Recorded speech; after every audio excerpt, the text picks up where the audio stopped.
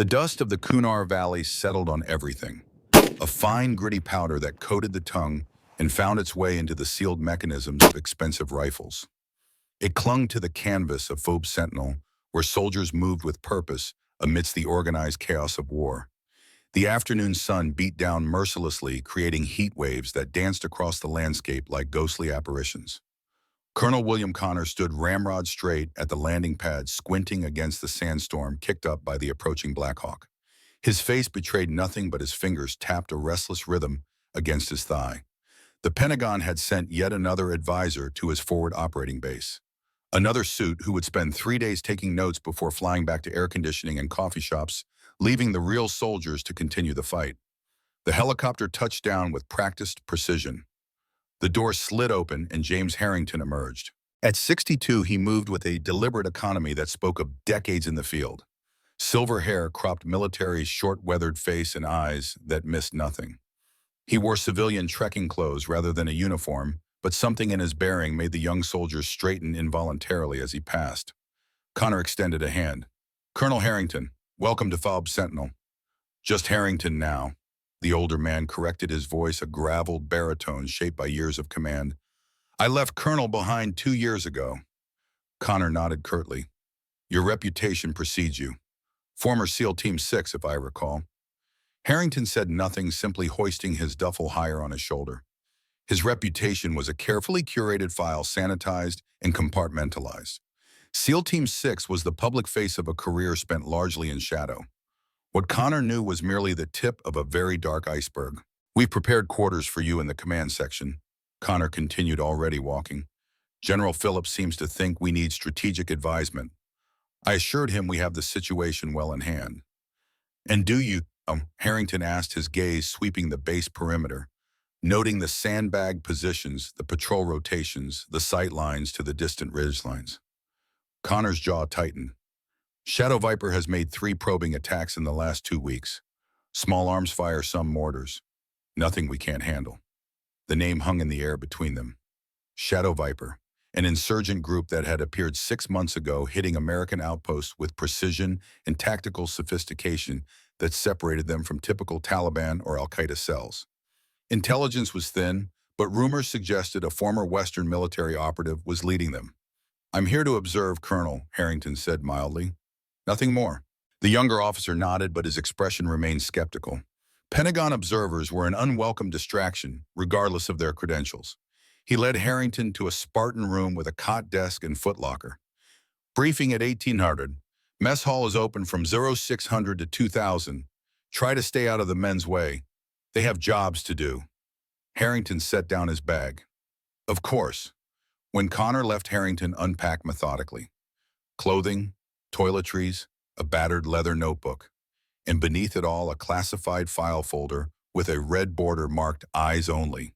Inside were satellite images, intelligence reports, and a grainy photograph of a man whose face had been believed dead for over 30 years. Harrington sat on the edge of the cot, staring at the photograph. Shadow Viper wasn't just another insurgent group.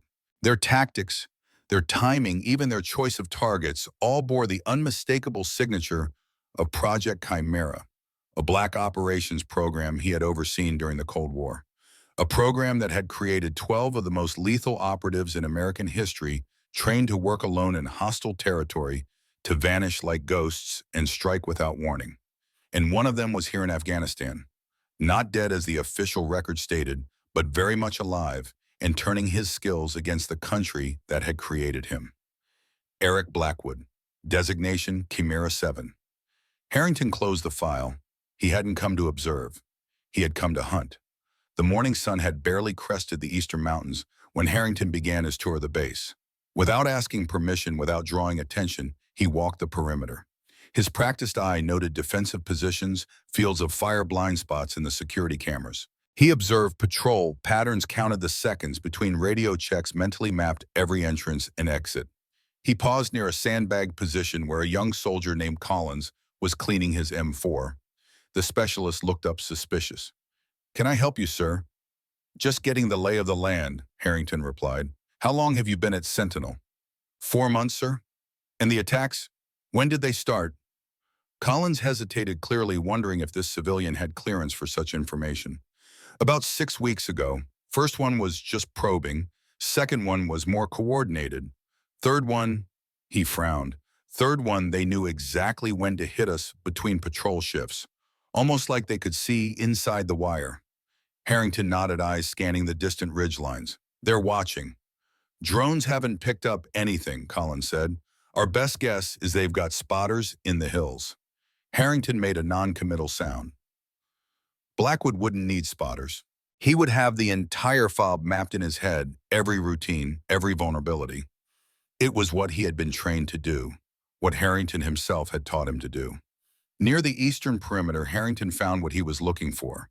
A man kneeling in the dust, eyes closed, palm held up to the wind. Sergeant Mason Reed, the base's primary sniper. His spotter Davis stood nearby, making notes in a small book. Reed opened his eyes, noticing Harrington. "Can I help you, wind speed?" Harrington asked. Reed blinked, surprised by the question. 7 knots gusting to 10, cross from the northwest. But the upper level wind is different, Harrington observed, pushing southwest at 15, maybe 17 knots. Reed studied him more closely. "You know ballistics." "I know wind," Harrington corrected. "Important distinction." Davis stepped forward, interest piqued. "You military, once upon a time." Harrington crouched down, picking up a handful of dust and letting it sift through his fingers, watching the drift pattern. The valley creates 3 distinct air currents at different elevations, makes for complex shooting conditions. Reed nodded, a newfound respect in his eyes. "That's why we've been training every morning. Longest confirmed in this area is 1,850 yards. But with these winds," he shook his head, "anything beyond that is more luck than skill. There's no such thing as luck in this business."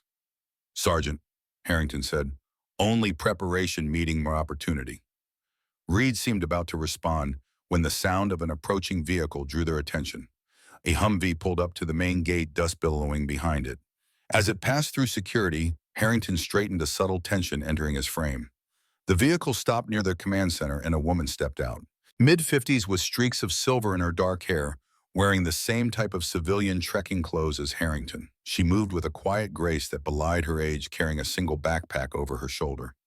Her eyes, sharp and observant, swept across the base before settling on Colonel Connor, who had emerged to greet her. Even from a distance, Harrington recognized her immediately. Lauren Hayes, formerly Rachel Morgan, formerly Chimera 4. "Who's that?" Reed asked, noticing Harrington's sudden focus. "Another Pentagon observer, I imagine." Harrington replied, his tone carefully neutral, but his mind was racing. Why was she here? Had she also recognized the signature of Shadow Viper's attacks? Did she know about Blackwood? More importantly, did she know the truth about what had happened in Kyrgyzstan? As if sensing his scrutiny, Hayes turned her gaze, meeting Harrington's across the dusty compound. For the briefest moment, something flickered in her eyes. Recognition, wariness, perhaps even fear. Then it was gone, replaced by the blank professional mask she had perfected over decades of service. She turned away, following Connor toward the command center. Harrington watched her go, memories cascading through his mind. Memories of a snow-covered mountain in Kyrgyzstan, of blood on pristine white, of a mission that had been compromised from the beginning, sacrificing pawns to protect kings. "You okay, sir?" Reed asked, noting Harrington's distant expression. "Fine, Sergeant," Harrington replied, shaking off the past. "Just remembering old ghosts." The command center hummed with activity.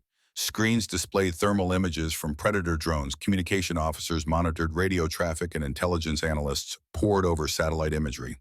At the center of it all stood Colonel Connor, presiding over a digital map table with Hayes at his side. "Miss Hayes will be with us for a week providing strategic analysis," Connor announced as Harrington entered. His tone made it clear what he thought of such analysis from civilian observers. Hayes nodded to the assembled officers, her expression professional and detached. When her eyes met Harrington's, no hint of their shared history showed on her face. "I understand you've been experiencing coordinated attacks," she said, addressing Connor. "I'd like to review all intelligence reports from the last 6 months with particular attention to communication patterns and tactical approaches." "Already compiled," Connor replied, sliding a tablet across the table. "Though I'm not sure what insight Pentagon analysts can add that my men haven't already determined. These are insurgents with better than average training, likely former military from the region who've aligned with extremist elements. Hayes accepted the tablet without comment, but Harrington could see the slight tightening around her eyes. She knew better. They both did. Colonel Harrington interjected, "If I could have a moment with Ms. Hayes to coordinate our objectives while we're here." Connor waved a dismissive hand. "By all means, the intelligence room is free if you need privacy." His attention was already returning to the tactical display the observers forgotten. Hayes followed Harrington to a small room lined with secure terminals. He closed the door, then turned to face her. For a long moment, neither spoke, measuring each other across the gulf of years and secrets. "Rachel," he finally said, using her real name, her original name. "Nobody's called me that in a very long time, James." Her voice was cool, controlled. "It's Lauren now, Lauren Hayes." "Why are you here?" She arched an eyebrow. "Same reason you are, I suspect. Shadow Viper has a very distinctive operational signature." "You recognized it too." "Of course I did. I helped develop it." She set down the tablet. "What I don't understand is why you're here personally. The great James Harrington coming out of retirement for a routine insurgent threat? Unless—" Her eyes narrowed. "You know who's running Shadow Viper?" Harrington hesitated, then made a decision. "Eric Blackwood." Hayes went very still. "Blackwood is dead. He died in Kyrgyzstan. No body was ever recovered, because the avalanche buried him under 50 feet of snow." Her voice had taken on an edge. "I was there, remember, I saw him fall. What you saw was what you were meant to see." Harrington's words hung in the air between them, heavy with implication. Hayes stared at him, processing the revelation. "You're telling me Blackwood survived, that for 30 years he's been alive, and now he's here using everything we taught him against us?" Harrington pulled out his phone, bringing up a secure file. He showed her a grainy surveillance photo, taken 3 months ago in Pakistan. Hayes studied the image. The man was older, harder, with a beard shot through with gray, but the eyes were unmistakable. Eyes she had known as well as her own once. "Why now?" she asked. "After all these years, why resurface? That's what we need to find out." Harrington put the phone away. "But there's something else you should know, Rachel. Something about Kyrgyzstan." Before he could continue, the door opened. Colonel Connor stood there, expression grim. "We've got movement on the eastern ridge. Thermal signatures suggest a scouting party possibly preparing firing positions for mortars. Reed's team is prepping to engage." Hayes straightened professional mask, sliding back into place. "We'll continue this later," she said to Harrington, then followed Connor out of the room. Harrington watched her go, the weight of unspoken truths heavy on his shoulders. The confession would have to wait. For now, there was a more immediate threat.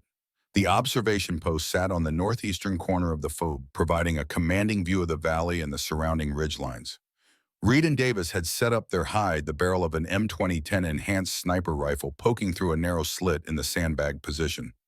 Hayes climbed the ladder to the platform, moving with quiet efficiency.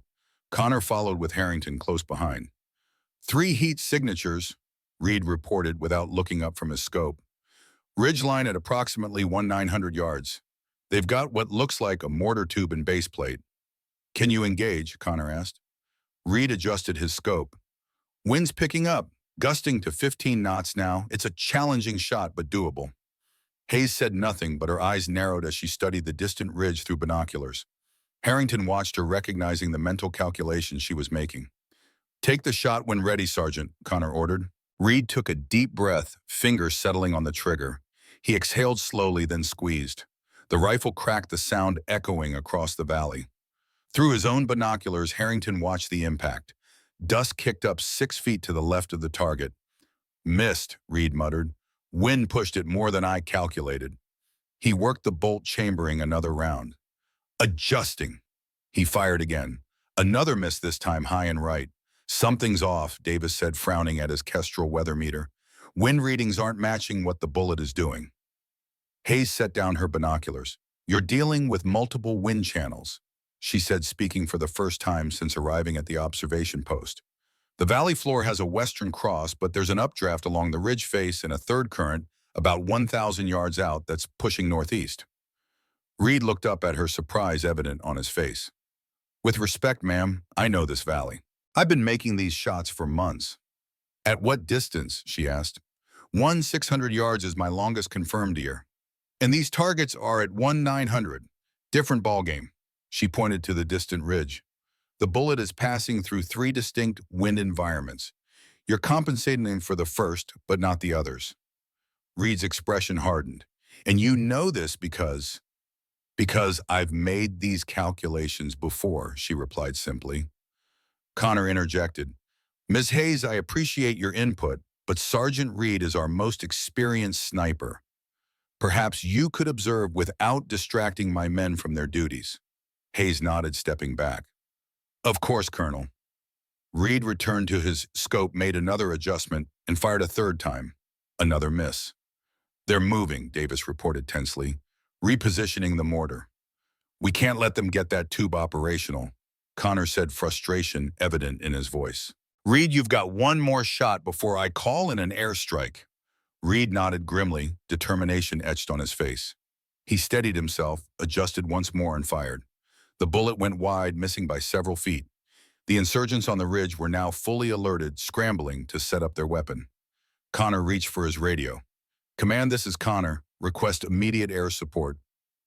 See the following coordinates. Hayes watched the scene unfold, her expression unreadable. But Harrington knew what she was thinking. In her prime, she could have made that shot. 4 targets, 4 kills, regardless of wind conditions. It was why she had been Chimera 4. The F-16 screamed overhead an hour later, dropping precision-guided munitions on the ridge position. The explosion echoed across the valley, a plume of smoke and debris rising into the clear blue sky. In the aftermath, Hayes found herself alone in the small intelligence room, reviewing the tablet Connor had provided. Page after page of reports detailing Shadow Viper's attacks. Locations, timing, casualties, tactics. To most analysts, it would seem like standard insurgent activity, albeit unusually effective. But Hayes saw the patterns others couldn't. The attack angles that maximize confusion while minimizing enemy casualties. The precise timing that suggested intimate knowledge of American patrol schedules. The psychological impact of strikes that seemed to come from nowhere, building a mystique of invincibility. Classic Chimera methodology. Her methodology. Blackwood's methodology. The door opened and Harrington entered. He closed it behind him, then sat across from her. You were going to tell me something about Kyrgyzstan, she said without preamble. Harrington nodded slowly. It's not easy to explain. Try, he met her gaze. The mission was compromised from the start. I know that, she said, an edge entering her voice. Our intelligence was bad. The target had more security than expected. Blackwood missed the shot. Blackwood didn't miss, Harrington said quietly. He was ordered to miss. Hayes stared at him, incomprehension giving way to dawning horror. What are you saying? The mission wasn't about eliminating General Baranov. It was about making the KGB believe we had tried and failed. Harrington leaned forward.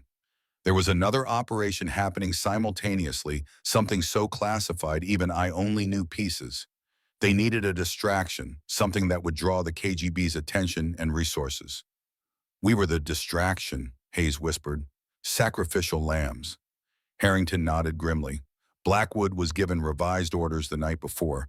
He was told to deliberately miss to make it look convincing, then escape in the confusion. But the avalanche wasn't in the plan. When it hit, communications went dark. By the time rescue teams arrived, you were half dead from cold and blood loss. Blackwood was nowhere to be found. Harrington's face showed the weight of decades of guilt. When I finally tracked him down 3 weeks later, he had vanished, gone completely off-grid. The decision was made to list him as killed in action. Hayes stood abruptly, turning away from him. Her hands gripped the edge of a desk, knuckles white. You set us up to fail. You sent us in there knowing it came from above me, Harrington said, though the excuse sounded hollow even to his own ears. The greater good. She turned back to him, eyes blazing. Tell that to Wilkins and Chen. They died on that mountain, James, for a lie. I know. He couldn't meet her gaze. I've carried that with me every day since. Hayes shook her head, disgust evident on her face. And now Blackwood is back, turning everything we taught him against us. Poetic justice, don't you think? This isn't about justice, Rachel. It's about vengeance. He's killing soldiers who had nothing to do with what happened.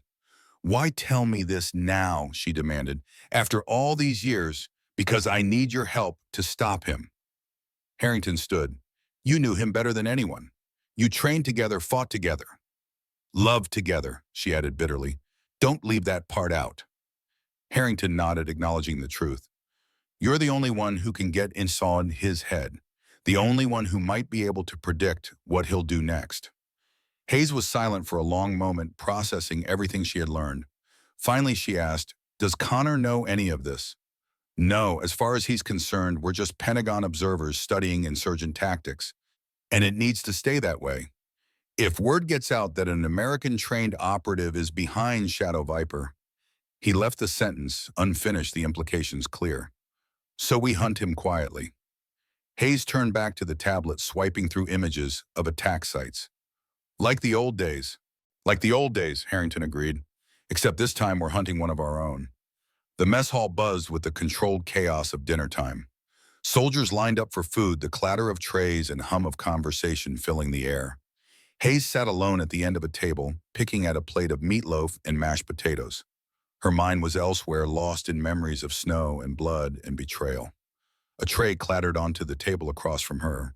Sergeant Reed slid onto the bench, regarding her with undisguised curiosity. Mind if I join you? Hayes gestured to the seat he'd already taken. Apparently not. Reed studied her, reassessing. Those shots today, you knew exactly what the wind was doing. Better than me, better than Davis. That kind of knowledge doesn't come from a Pentagon desk job. Hayes took a sip of water, neither confirming nor denying. You're a shooter, Reed continued. Or you were. She set down her glass. A long time ago. How long? Before you were born, Sergeant. A faint smile touched her lips. Different time, different war. Reed leaned forward, lowering his voice. What's your longest confirmed? Hayes considered the question, then decided there was no harm in answering. 3,217 yards, Bosnia 1994. Reed's eyes widened. That's nearly 2 miles, she finished for him. World record at the time. Unofficially, of course. The mission never happened, so the shot never happened. How luck, she said, though they both knew it was a lie. At that distance, luck was a minor factor compared to skill preparation and an almost supernatural understanding of external ballistics. Reed glanced around, then leaned closer. Those targets today, could you have made those shots? Hayes studied him, recognizing the professional pride warring with genuine curiosity. Yes. The simple answer hung between them.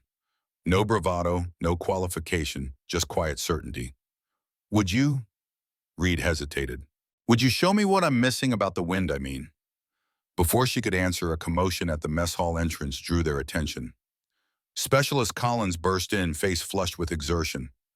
Sergeant Reed, Colonel wants you at command now. Reed was on his feet instantly. What's happening?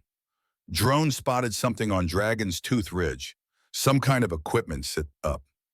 Collins glanced at Hayes. You two, ma'am. Colonel specifically asked for you. Hayes rose, exchanging a look with Reed.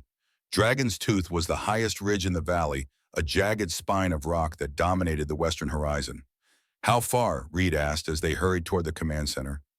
200 yards, Collins replied. Maybe more. Hayes felt a chill that had nothing to do with the evening air. 200 yards. Almost exactly the distance of her record shot in Bosnia. A distance nearly impossible in these wind conditions. Unless you were trained as a Chimera operative. Unless you were Eric Blackwood. The command center was a hive of urgent activity. On the main screen, thermal imaging showed a small device perched on the knife edge of Dragon's Tooth Ridge. Connor stood at the center, issuing rapid fire orders. Harrington was already there, his expression grim as he studied the image. What are we looking at? Hayes asked, joining them at the display. Some kind of communications relay, Connor replied. High-gain antenna, solar-powered optical package. They're watching us, Reed said, stating the obvious. Worse than that, Connor growled. Intel thinks they're using it to coordinate their next attack, tracking our patrol movements, identifying vulnerabilities. Hayes studied the image, a cold certainty settling in her stomach. The positioning was perfect, exposed enough to maintain line of sight to the fob, protected enough by the ridge to make it difficult to target. And at a distance, that would push the limits of even the most skilled marksman. We need to take it out, Connor stated flatly. Airstrike is too risky. The ridge is too narrow, and if we miss, they'll know we've spotted it. It has to be a sniper shot. Reed stepped forward, professional pride warring with tactical reality. Sir, with respect, that's 200 yards in these wind conditions. I know it's a difficult shot, Sergeant. Connor cut him off, but you're the best we've got. Harrington caught Hayes's eye, a silent message passing between them. The placement of the relay wasn't random. It was a challenge, a message meant specifically for them. I know you're here. Hayes moved closer to the display, analyzing the exact position of the device. Something about it triggered a memory. The angle, the elevation, the exposure to the elements. It was eerily similar to a training scenario they had run decades ago, she and Blackwood, on a windswept range in Montana. A scenario Harrington had designed to push the limits of their abilities. I'm willing to try, sir, Reed was saying, though doubt was evident in his voice. But I should be clear about the odds. At that distance, with these winds, it's not just the distance, Hayes interjected. Look at the positioning. It's in a wind shear zone. The valley creates updrafts along the western face of the ridge. The bullet would have to pass through at least 3 distinct wind environments, each affecting its trajectory differently. Connor turned to her, irritation clear on his face. Thank you for the meteorology lesson, Ms. Hayes. But unless you have a solution to offer, let me try, she said simply. The command center went silent. All eyes turned to her. Reed looked stunned. Connor's expression shifted from irritation to disbelief. Excuse me. Let me take the shot. Hayes clarified, her voice calm and measured. Connor stared at her for a long moment, then laughed. A short, sharp sound devoid of humor. You're a Pentagon advisor. A civilian. I was something else before that. She held his gaze unflinching. Ask Colonel Harrington. Connor turned to Harrington, who nodded slowly. She can make the shot, Colonel. This is absurd, Connor sputtered. We're talking about a shot that would challenge the best military snipers in the world, and you want me to hand a rifle to a civilian analyst. Former Master Sergeant Lauren Hayes, Harrington corrected quietly. Call sign Spectre, retired from Delta Force Special Reconnaissance Unit, former world record holder for longest confirmed sniper kill. The revelation landed like a thunderclap. Connor's mouth opened, then closed, no words emerging. Reed stared at Hayes with newfound understanding and respect. Sir, Reed finally said, I've missed 4 shots today at 900 yards. With all due respect, if Master Sergeant Hayes thinks she can make this shot, I believe her. Connor looked from Reed to Harrington to Hayes, clearly struggling with the decision. Finally, his shoulders slumped slightly. One attempt, he said grudgingly. If you miss, we move to plan B. Hayes nodded, then turned to Reed. I'll need your rifle, and Davis as my spotter. As they prepared to leave the command center, Harrington caught her arm. Rachel, he said quietly, be careful. This feels like a trap. I know, she replied, her voice equally low. He wants me to take this shot. He's practically daring me to. Why? She met his gaze, her eyes hard with resolve. I guess we'll find out. As she walked away, following Reed toward the armory, Harrington felt a premonition of danger. Blackwood had set the stage, positioned his piece precisely. This wasn't just about destroying a communications relay. It was the opening move in a deadly game whose rules and objectives remained hidden. The ghost of Chimera 7 had returned, and he was calling his old teammates out to play. The command center buzzed with tense energy. On the main screen, thermal imaging showed the communications relay perched on Dragon's Tooth Ridge, a small mechanical intruder against the rugged natural landscape. The device sat exposed yet protected, visible yet nearly unreachable. Its placement was deliberate, a calculated challenge to anyone who might try to destroy it. Hayes stood before the weapons locker, her hands moving with practiced familiarity over the components of the M2010 enhanced sniper rifle. She inspected the bolt, checked the scope mounts, and ran her fingers along the barrel, feeling for imperfections invisible to the eye. Muscle memory from thousands of hours reasserted itself, her body remembering what her mind had tried to forget. Reed watched from nearby, professional curiosity mingling with a newfound respect. You're checking it differently than I would, he observed. Old habits, Hayes replied without looking up. Different era, different training. She hefted the rifle, testing its balance. The weapon had evolved since her active duty days, but the fundamentals remained unchanged. A precision instrument designed for a single purpose, just as she had once been. Davis approached carrying a weathered leather case. Kestrel 5700 Elite, he said, referring to the advanced weather meter. Latest model, Bluetooth connectivity to the scope. Calculates real-time ballistics adjustments. Hayes nodded appreciatively. The technology had improved dramatically. In her day, calculations were done with pencil paper and hard-earned experience. What about ammunition, she asked. Reed opened a box of cartridges, 300 Winchester Magnum, 190 grain Sierra Match King hollow points. Muzzle velocity 900 feet per second. Hayes selected a round, examining it closely. This will do. Connor stood at the doorway, arms crossed, skepticism etched into every line of his face. The communications relay is solar-powered, he stated. We have a window of approximately 4 hours before the sun angle changes enough to potentially activate a fail-safe system. If you're going to take this shot, it needs to be soon. I'll be ready in 20 minutes, Hayes assured him. I need to evaluate the wind conditions first. Watchtower 3 gives you the best line of sight, Connor said. I've ordered it cleared for your use. He hesitated, then added grudgingly, Good luck, Master Sergeant. As Connor departed, Harrington appeared in the doorway, his expression grave. A word, Hayes. She nodded, following him a short distance from the armory. When they were alone, Harrington spoke in a low, urgent tone. That relay isn't just a communications device. Intelligence just sent updated analysis.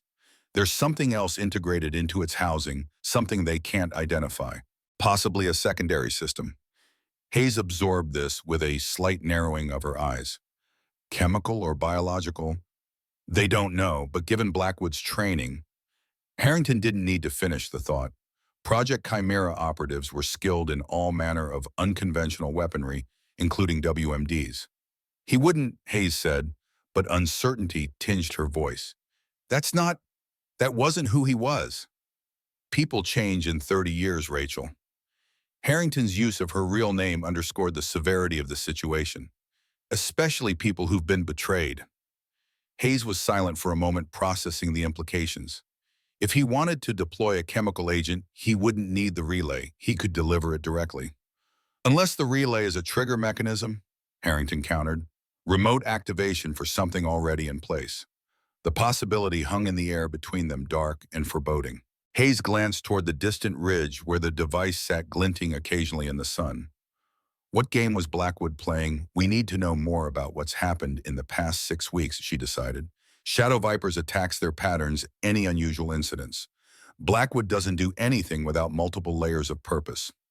I'll go through the intelligence reports again, Harrington agreed, but for now, focus on taking out that relay. Whatever it is, we can't let it remain operational. Hayes nodded, her resolve hardening. I'll make the shot.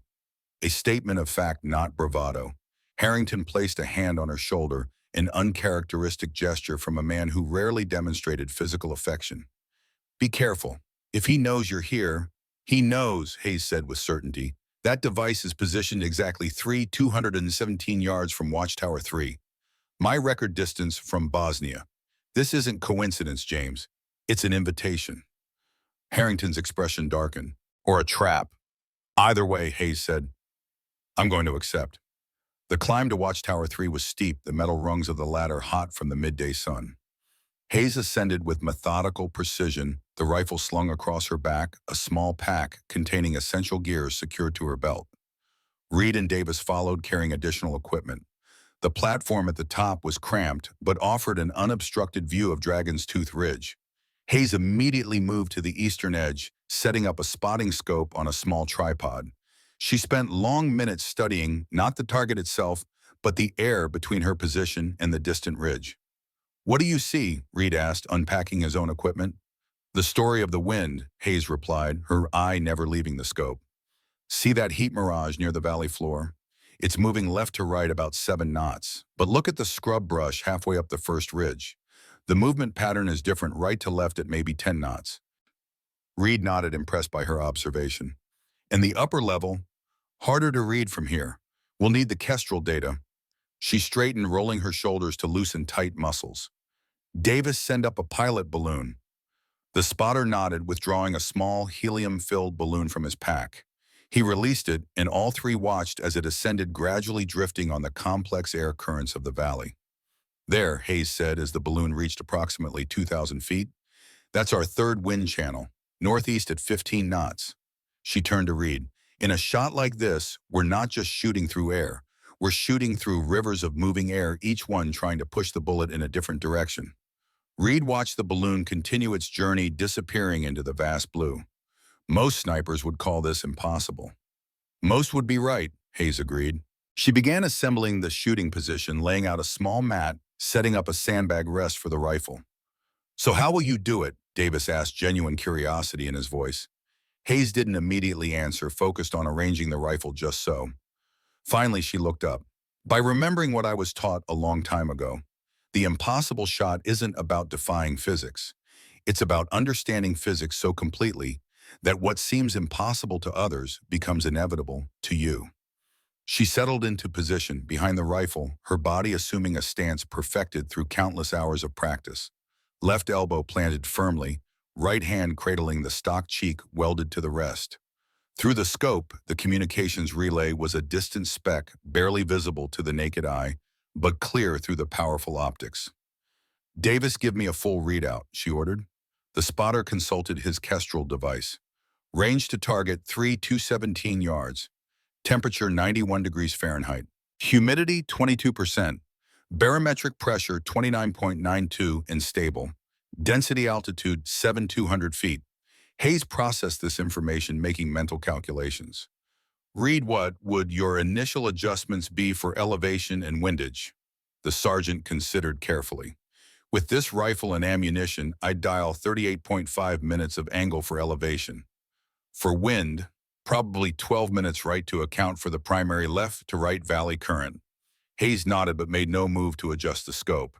Davis checked the wind at the targeted location again. The spotter studied the area through his spotting scope. I'm seeing some dust movement near the base of the ridge, left to right consistent with our valley floor reading. Now check halfway between us and the target. Davis shifted his focus. After a moment, he frowned. I'm seeing... Wait, that can't be right. What do you see? Hayes prompted. The brush is moving right to left, but the dust above it is moving almost perpendicular toward the northeast. Hayes smiled faintly. The impossible becomes inevitable when you see what others miss. She reached for the elevation turret on the scope, making precise adjustments. I need 42.7 minutes of angle for elevation. Reed's eyebrows shot up. That's significantly more than calculated. And 18 minutes of angle left for windage, Hayes continued adjusting the second turret. Left, Davis exclaimed, but the primary wind is pushing right. The primary wind, yes, but the bullet will be in flight for almost 6 seconds. It's going to pass through 3 distinct wind fields. The aggregate effect pushes it right, not left. The two men exchanged looks of disbelief, but Hayes paid them no mind. She was entering a mental state familiar from her operational days, a zone of hyper-focus where external distractions faded and only the essential elements remained. The rifle, the target, the environment between them. She settled her cheek against the stock again, her breathing slowing to a measured rhythm. Inhale for 4 counts, hold. Exhale for 6. The world narrowed to the view through the scope, the crosshairs centered on the communications relay. Send the command center a status report, she instructed Davis. Tell them we're preparing for the shot. As Davis complied, Reed moved closer. You've done this before, he said quietly. At this distance, I mean. Once, Hayes admitted. Bosnia, 1994. A target of opportunity, a war criminal who appeared at a previously identified location. The shot wasn't planned, but the conditions were right. How many attempts? Just one, she said simply. When you're hunting people who can disappear like ghosts, you rarely get a second chance. The radio crackled with Connor's voice. Watchtower 3, this is command. You are cleared to engage. Be advised, drone surveillance shows possible movement at the eastern perimeter of the valley. Shadow Viper may be staging for another attack. Understood, command, Davis replied. We're proceeding with the shot. Hayes made a final mental calculation, then prepared for the moment of truth. Inhale for 4 counts. Hold. Begin to squeeze the trigger, a slow, steady pressure. The rifle cracked, the sound echoing across the valley. The recoil pushed against her shoulder, a familiar impact. Through the scope, she watched the vapor trail of the bullet as it cut through the air, visible for a brief moment before disappearing. 1 second passed. 2, 3. At almost 6 seconds, a small puff of dust erupted from the ridge near the communications relay. Hayes frowned. The shot had impacted the rock face, missing the device by perhaps 2 feet. Impact observed, target not hit, Davis reported, eyes glued to his spotting scope. Impact point approximately 2 feet low and 1 foot right of the target. Hayes nodded, already calculating the adjustment. Wind is stronger than I estimated in the third zone. Adjusting elevation to 44.2 minutes and windage to 19.5 minutes left. She reloaded smoothly, working the bolt with practiced efficiency. The empty casing ejected a new round chambered. She resumed her position, breathing returning to the same measured rhythm. The second shot cracked across the valley. This time the vapor trail seemed to bend slightly as it passed through the invisible rivers of air. 5.5 seconds later, the antenna array on the relay exploded in a shower of metal and plastic. "Hit!" Davis exclaimed. "Direct hit on the primary antenna." Hayes allowed herself no celebration. "The relay is damaged but still operational. The solar panels and main housing are intact." She worked the bolt again, ejecting the spent casing and chambering a third round. One more shot. Through the scope, she could see that the communications relay was now compromised, its primary antenna destroyed, but the optical sensor package remained functional. She adjusted her aim, slightly targeting the smaller, more vulnerable component. "Davis, check for any change in wind conditions," she ordered. The spotter consulted his instruments. Slight increase in velocity at the upper level, 18 knots, now still northeast. Hayes made a minor adjustment to her windage, updating to 20 minutes left. As she prepared for the third shot, a distant explosion rocked the valley. Smoke billowed from the eastern perimeter of the fob. "Command, this is Watchtower 3, Davis called into the radio. "What's happening?" Connor's voice came back tense and controlled. "Shadow Viper is making their move. Mortar attack on the eastern perimeter. All personnel to defensive positions." "We need to get down there," Reed said urgently, already gathering his gear. "Not yet." Hayes countered, her eyes still to the scope. "We finish this first." Another explosion, closer this time. The watchtower trembled slightly, but Hayes remained immobile, her focus absolute. Inhale for 4 counts. Hold. Squeeze.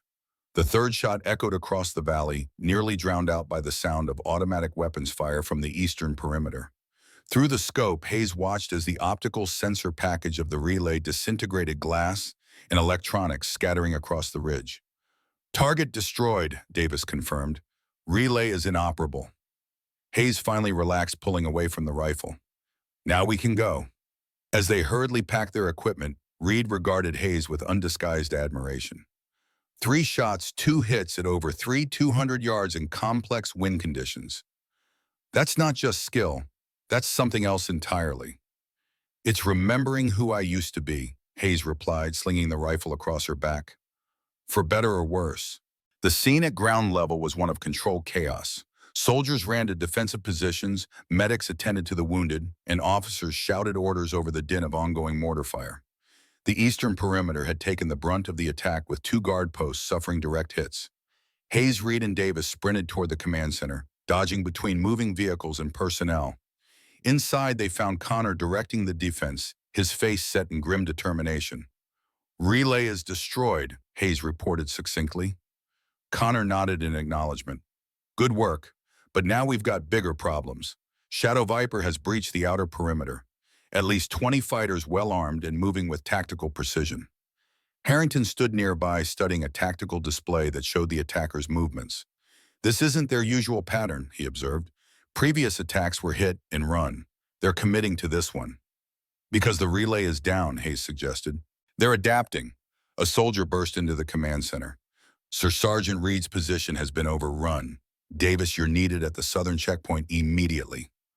Reed turned to Hayes. "The rifle." "I'll secure it," she assured him. "Go." As Reed and Davis departed, Harrington moved closer to Hayes. "This timing isn't coincidental," he said quietly. "The attack began precisely when you took your first shot." "They were watching," Hayes agreed, "but how the relay wasn't operational until recently." "Unless the relay was a distraction," Harrington suggested, "something to occupy our attention while they prepared the real attack." Connor interjected, having overheard their exchange. "Whatever it was, we're dealing with the consequences now." Hayes, you're a civilian observer, so I want you to remain here in the command center. With respect, Colonel, Hayes replied, I'm a former master sergeant with extensive combat experience. You need every capable hand on a weapon right now. Connor hesitated, then nodded curtly. Report to the armory. Staff Sergeant Wilson will assign you a position. As Hayes turned to leave, Harrington caught her arm. Be careful. Remember why we're here. She met his gaze, understanding the unspoken message. Their primary mission wasn't defending the foe, but identifying and stopping Blackwood. The attack could be a means to draw them out, to expose them. I remember, she assured him, then headed for the door. Outside, the situation had deteriorated further. Smoke obscured portions of the compound, and the rattle of small arms fire had intensified. Hayes made her way to the armory, where Staff Sergeant Wilson was distributing weapons and ammunition to reserve personnel. Master Sergeant Hayes, she identified herself. Colonel Connor sent me for assignment. Wilson, a harried-looking man in his 30s, barely glanced up. Take an M4 from the rack. We need someone at the northeastern perimeter wall. Spencer was hit positions unmanned. Hayes selected a rifle, checked it efficiently, and grabbed several magazines. As she turned to leave, Wilson called after her. They're coming in waves. First wave was a feint to draw fire and identify our strong points.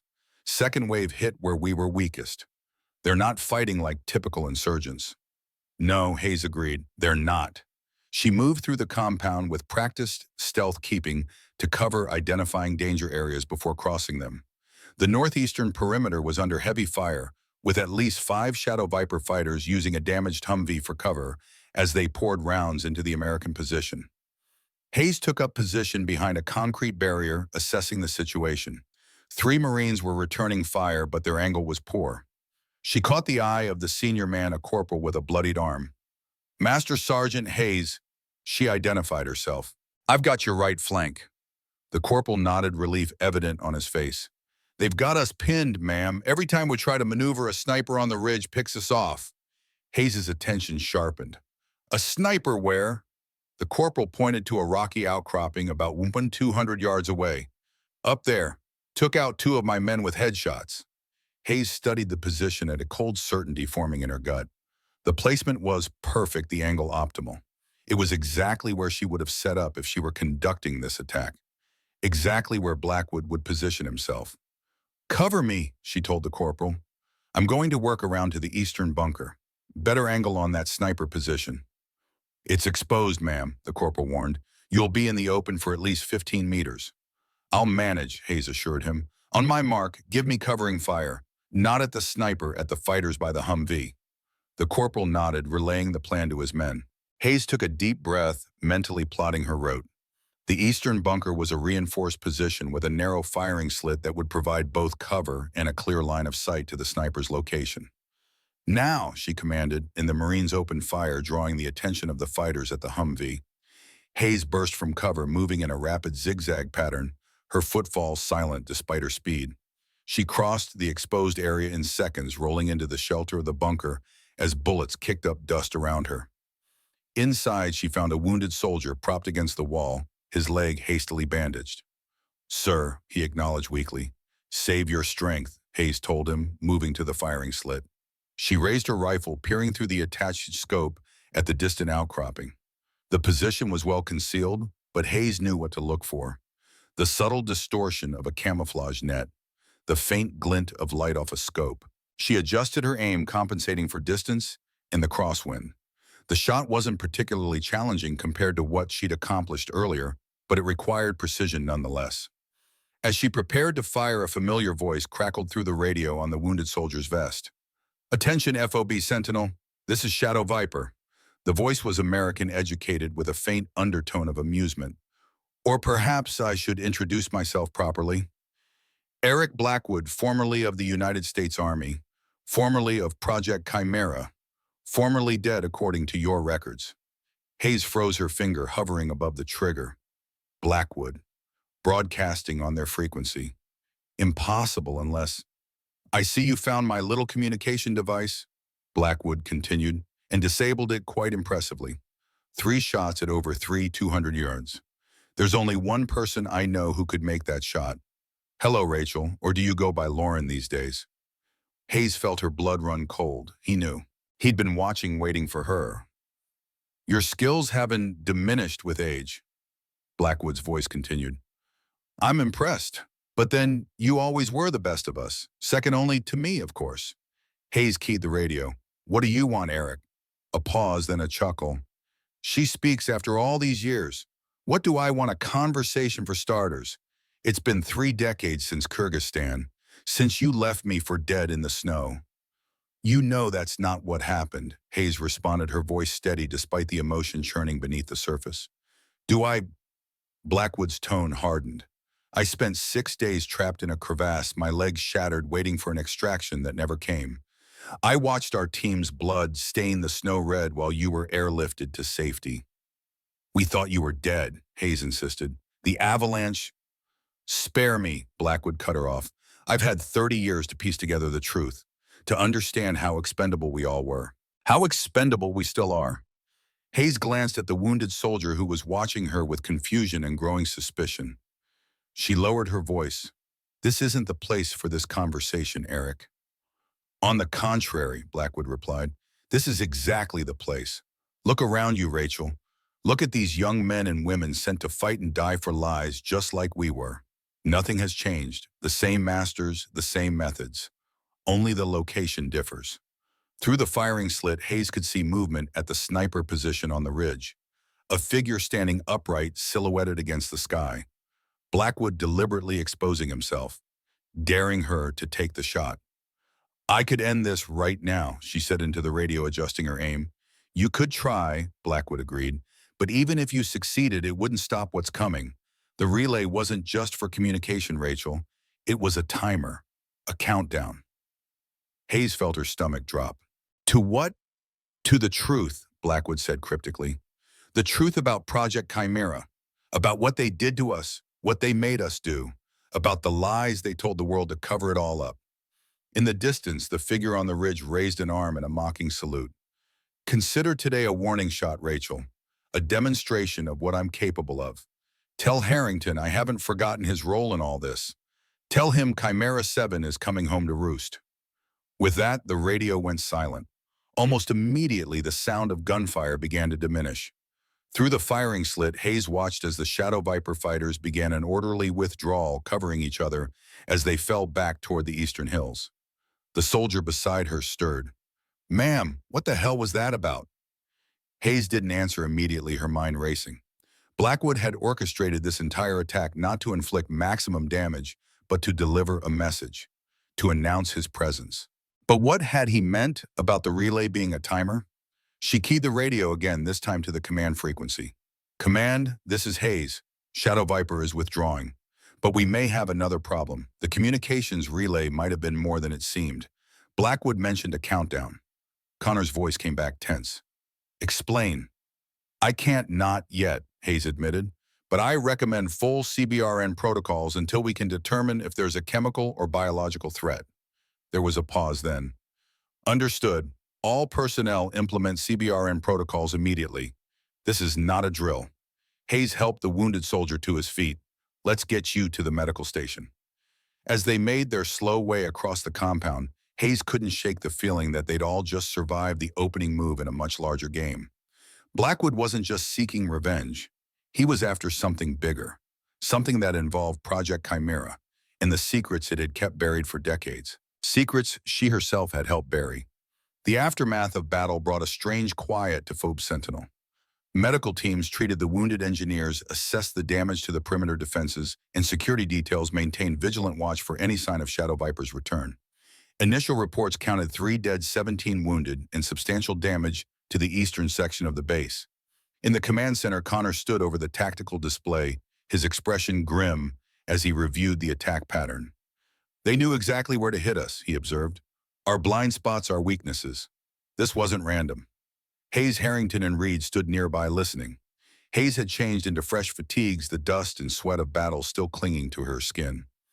It wasn't meant to be destructive, Hayes noted. It was precise, controlled. They could have inflicted much heavier casualties if that had been their goal. A demonstration, Harrington agreed. A show of force. Connor turned to them, suspicion evident in his gaze. You two know more than you're saying. This Blackwood, he specifically named both of you in his transmission, called you by a different name, Hayes, and mentioned something called Project Chimera. Hayes and Harrington exchanged glances. The time for partial truths had passed. Colonel Harrington began. What I'm about to tell you is classified at the highest levels. Under normal circumstances, I wouldn't be authorized to share it, but these aren't normal circumstances. Connor crossed his arms. I'm listening. In 1983, at the height of the Cold War, the Pentagon authorized a black operations program codenamed Project Chimera, Harrington explained. The objective was to create a new type of operative, solo agents who could infiltrate hostile territory, remain in deep cover for years if necessary, and execute high-risk, high-reward operations without support. Super soldiers, Connor said skeptically. Not in the comic book sense, Hayes clarified. We weren't given serums or special powers. What made Chimera unique was the training, psychological conditioning, specialized skill development, and technological support far beyond anything available to conventional forces at the time. We, Connor caught the pronoun, you were part of this program. Hayes nodded. I was Chimera 4. Eric Blackwood was Chimera 7. There were 12 of us in total. Reed, who had been listening intently, spoke up. That's why you could make that shot today. Why you knew things about wind and ballistics that even our best snipers don't understand.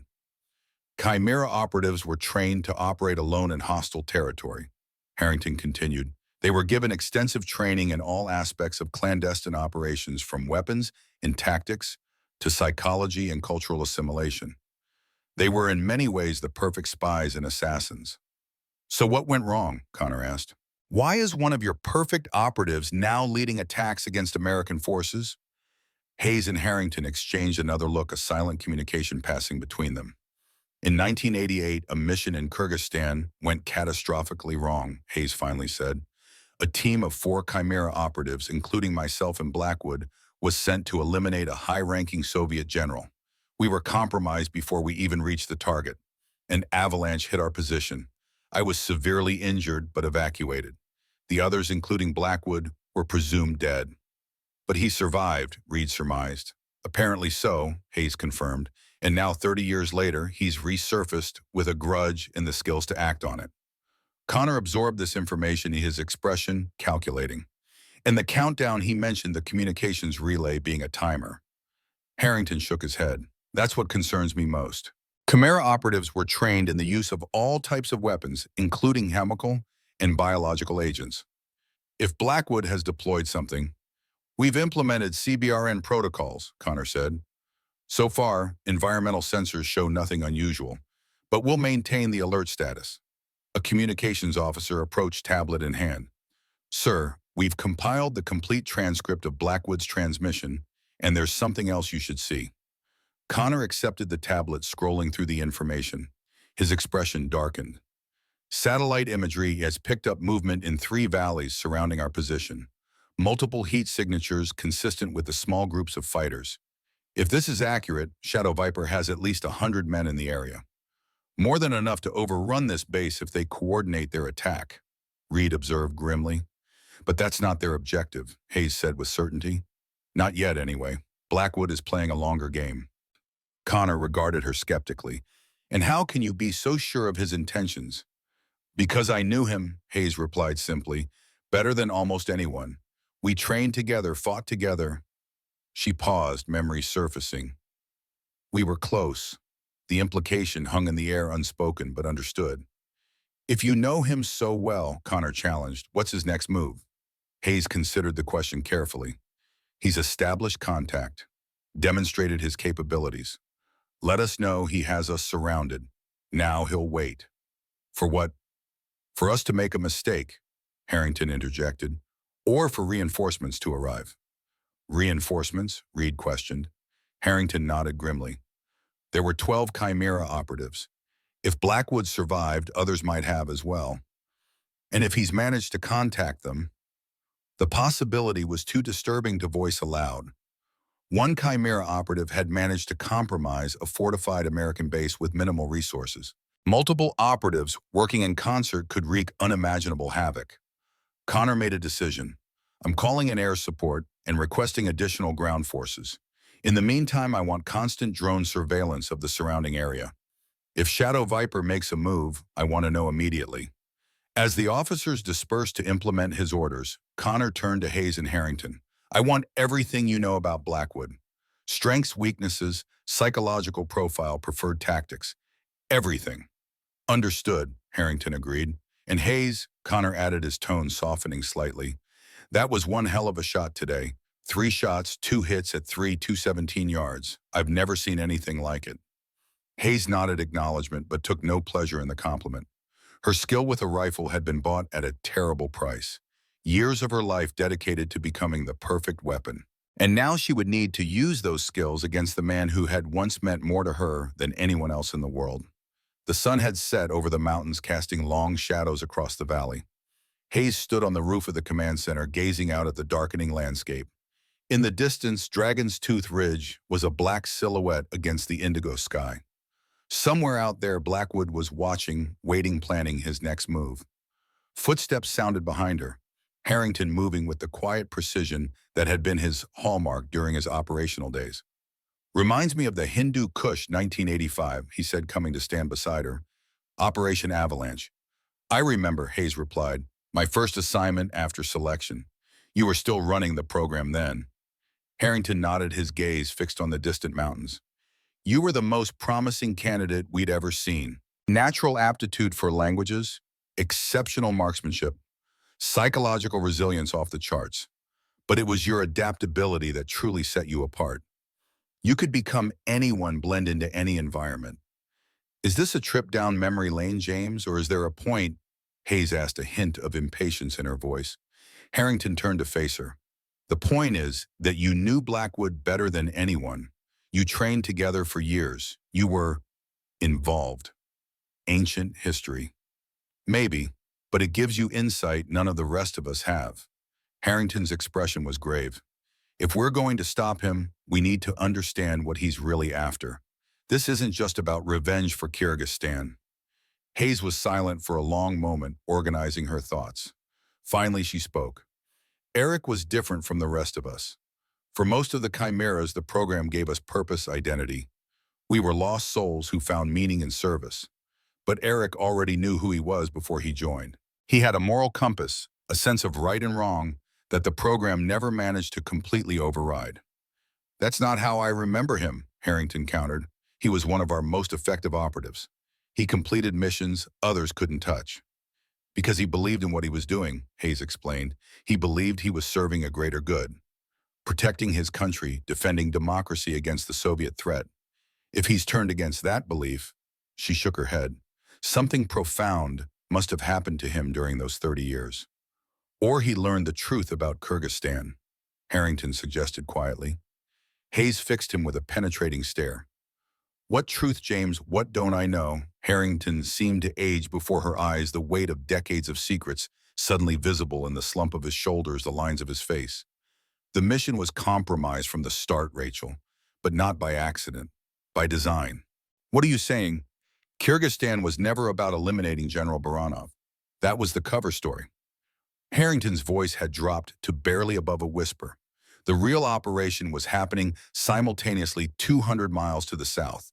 A deep penetration of a Soviet biological weapons facility.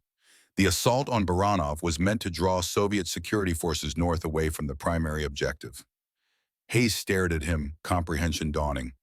We were a diversion. Harrington nodded grimly. The most expensive diversion in Cold War history.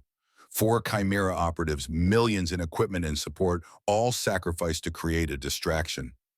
Did you know, Hayes demanded, anger flaring. When you sent us in, did you know we were never meant to succeed? Not initially, Harrington admitted. The order came down 2 days before insertion, directly from the Joint Chiefs. I was told to ensure the mission failed visibly enough to draw Soviet attention, but not so catastrophically as to lose all assets. So you ordered Blackwood to miss the shot. Hayes concluded, the pieces finally falling into place. You set him up to fail, knowing what it would cost. I gave him revised parameters the night before deployment, told him to deliberately miss, make it look convincing, then extract during the ensuing chaos. Harrington's face was etched with regret. I never anticipated the avalanche. When it hit, we lost communication. By the time rescue teams reached the site, you were half dead from blood loss and exposure. Blackwood was nowhere to be found. Hayes turned away, struggling to process this revelation. Chen and Wilkins died on that mountain, James. They died for nothing. They died in service to their country, Harrington insisted, though the words sounded hollow even to his ears. They died for a lie, Hayes countered bitterly. And now Blackwood is back to expose that lie, to make those responsible pay. Starting with me, Harrington acknowledged. Hayes faced him again, her expression hardening. Why tell me this now? After all these years, because you need to understand what we're dealing with. Blackwood isn't just seeking personal revenge. He's on a mission to expose the darker aspects of Project Chimera. The missions that were buried, the operatives who were sacrificed, the lies that were told to cover it all up. Harrington's gaze was intense, and he has every right to be angry. So do I, Hayes pointed out. I lost friends on that mountain too. I nearly died there myself. But you had 30 years serving a country you believed in, Harrington countered. Blackwood had 30 years of exile, believing he'd been betrayed by the very people he'd sworn to protect. The truth of this statement hung in the air between them. Hayes looked out at the darkening mountains once more, trying to imagine what those decades had been like for Blackwood. Alone, abandoned his faith in his country, and his mission shattered. There's more, isn't there? She finally asked. Something else you're not telling me. Harrington hesitated, then nodded. The biological weapons facility I mentioned, the Soviets were developing something called Project Harbinger, a designer pathogen with a selective genetic target. An ethnically targeted bioweapon, Hayes translated, her blood running cold. Did we get it? We thought we did, Harrington replied. The samples were secured, the research data copied, the facility destroyed to cover our tracks. But recent intelligence suggests some of the original research survived. And worse, that it continued after the Soviet Union collapsed. You think that's what Blackwood meant by a countdown, that he somehow acquired this bioweapon? I don't know, Harrington admitted. But it would explain why he chose Afghanistan, why he's targeting this particular base. Why? Because FOB Sentinel serves as a transit point for high-value intelligence assets moving in and out of the region, including 3 months ago, the lead CDC researcher working on countermeasures to biological attacks. Hayes's eyes widened as the implications sank in. Blackwood is after information. He thinks someone at this base knows something about Project Harbinger. Or has access to someone who does, Harrington confirmed. The communications relay might have been monitoring our transmissions, looking for specific keywords or contacts. The pieces were beginning to fit together, forming a disturbing picture. Blackwood wasn't just a disgruntled former operative seeking revenge. He was a man on a mission pursuing answers about a decades-old conspiracy that had nearly cost him his life. And he was willing to go to extreme lengths to get those answers. We need to warn Connor, Hayes decided. He needs to understand what he's really dealing with. Agreed, Harrington said, but we need to be careful how much we reveal. If word gets out about Project Harbinger— I know, Hayes cut him off. Mass panic, diplomatic fallout, congressional investigations. The usual drill when decades of government secrets threaten to come to light. As they turned to head back inside, a new thought occurred to Hayes. James, if Blackwood survived Kyrgyzstan, and he's resurfaced after all these years. What about the other chimeras? Harrington finished her thought. That's what keeps me awake at night, Rachel. There were 12 of the most highly trained covert operatives ever fielded. If Blackwood has managed to contact even a few of them, the possibility was too disturbing to voice aloud. One Chimera operative had managed to compromise a fortified American base with minimal resources. Multiple operatives working in concert could destabilize entire regions. We need to stop him, Hayes said with quiet resolve, before this escalates any further. And how do you propose we do that? Harrington asked. He has us surrounded, outgunned, and outmaneuvered, and he knows we're coming for him. Hayes was silent for a moment, weighing options, considering strategies. Finally, she spoke. By giving him what he really wants, a chance to tell his story, to expose the truth. The truth could damage national security, Harrington warned. So could a rogue Chimera operative with a potential bioweapon and a vendetta against his former handlers, Hayes countered. Sometimes the only way to diffuse a situation is to acknowledge the grievance at its core. Harrington regarded her skeptically. You really think Blackwood will stand down if we offer him what? A public confession.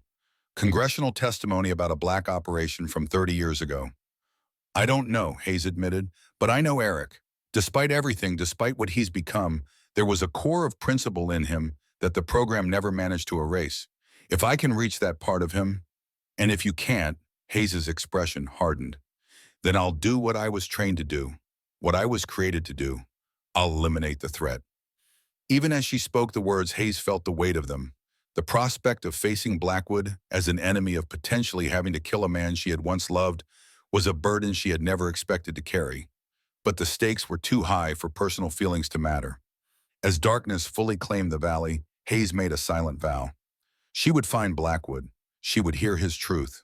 And if necessary, she would stop him permanently.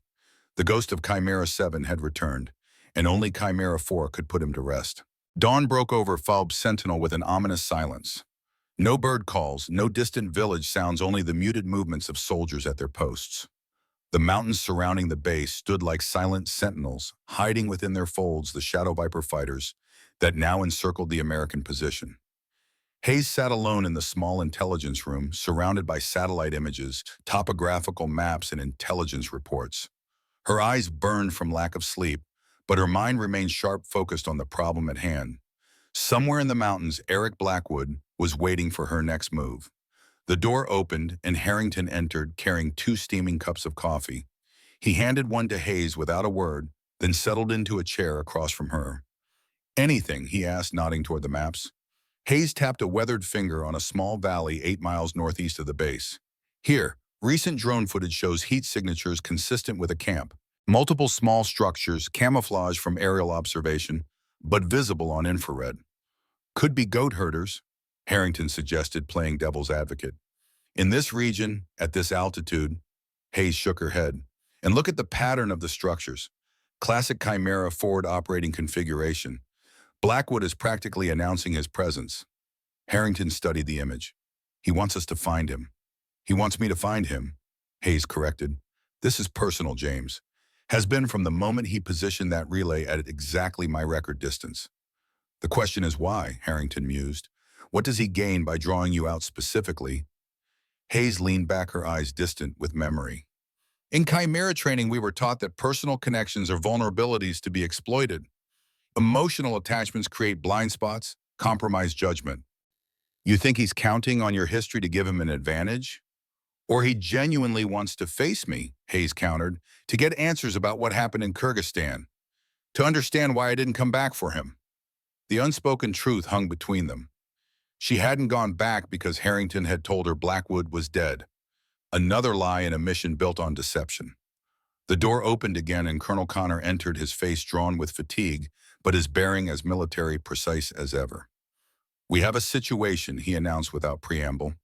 "Shadow Viper has released a video. It's already spreading across jihadi networks and getting picked up by mainstream media." He placed a tablet on the table, cued to a video file.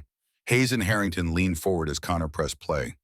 The screen showed a man seated before a plain backdrop, his face weathered by years and harsh elements, but still recognizable to those who had known him. Eric Blackwood, 3 decades older but unmistakable. His eyes, once bright with idealism, now burned with a cold intensity. "My name is Eric Blackwood," he began, his voice steady and measured. 30 years ago, I was part of a classified American military program called Project Chimera.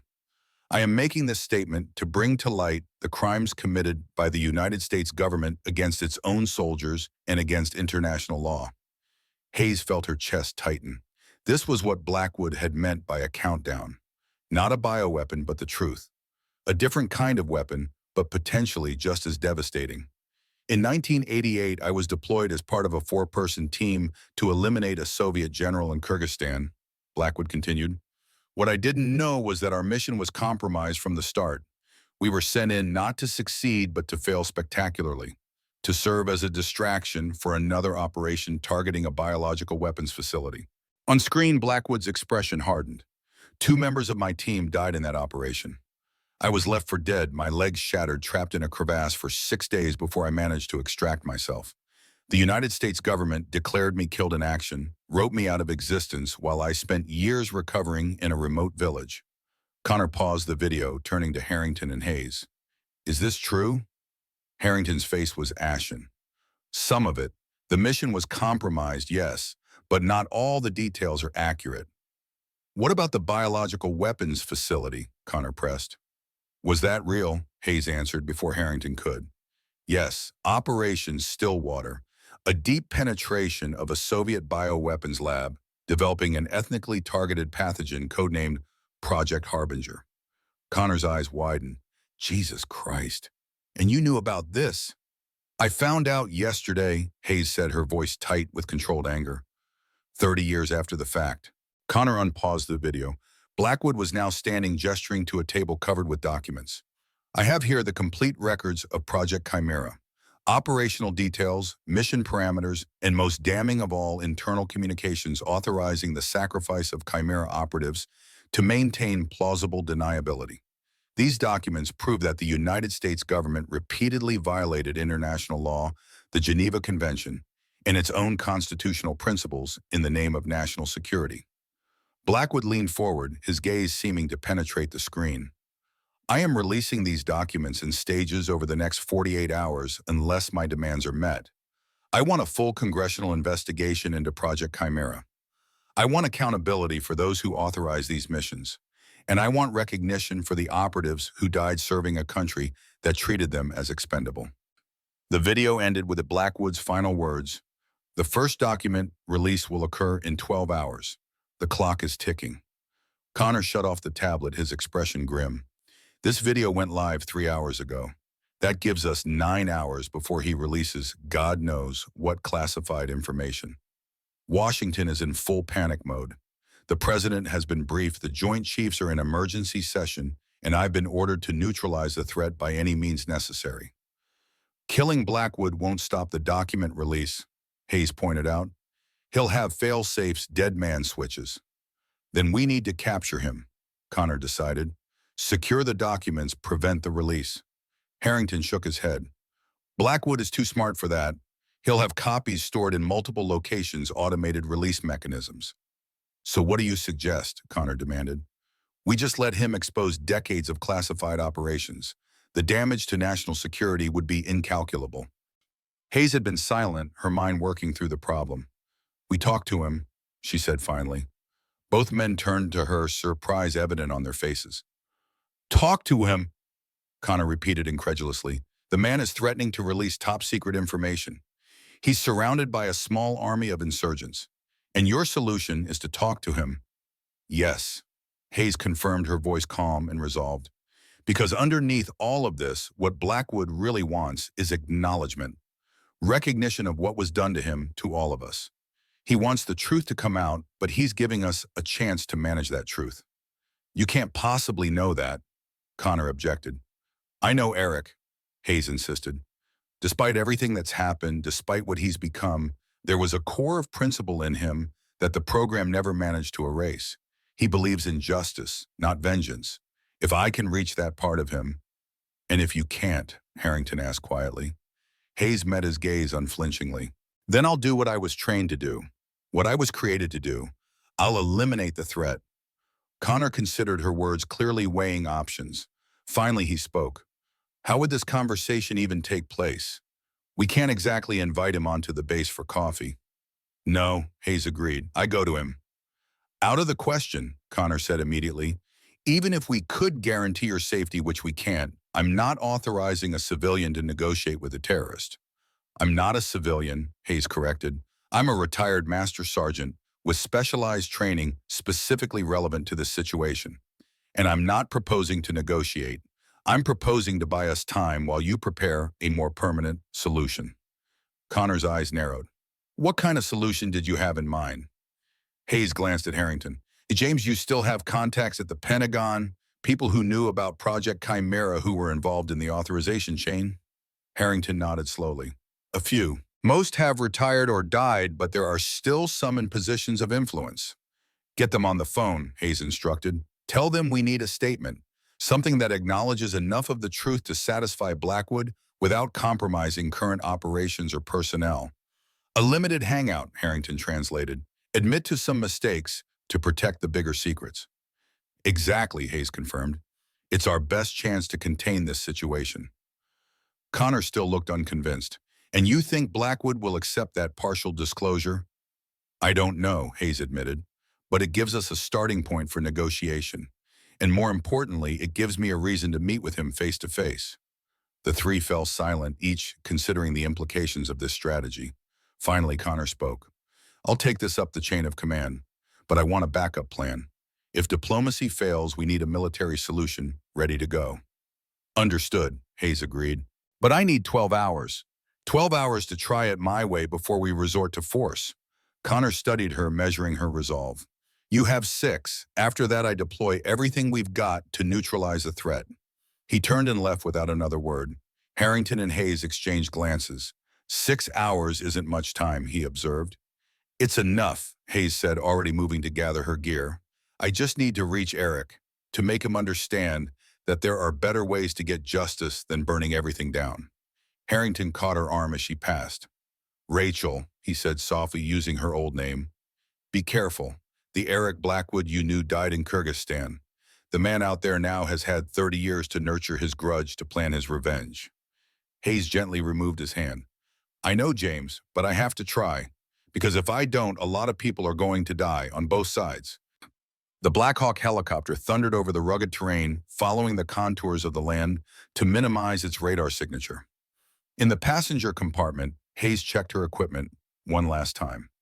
No weapons except a concealed sidearm, a secure satellite phone, a small pack containing water, emergency medical supplies, and a locator beacon.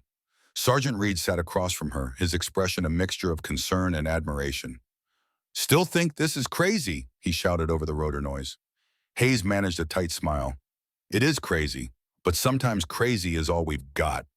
The helicopter began to descend toward a small clearing 3 miles from the suspected Shadow Viper camp, close enough to reach on foot, far enough to avoid immediate detection.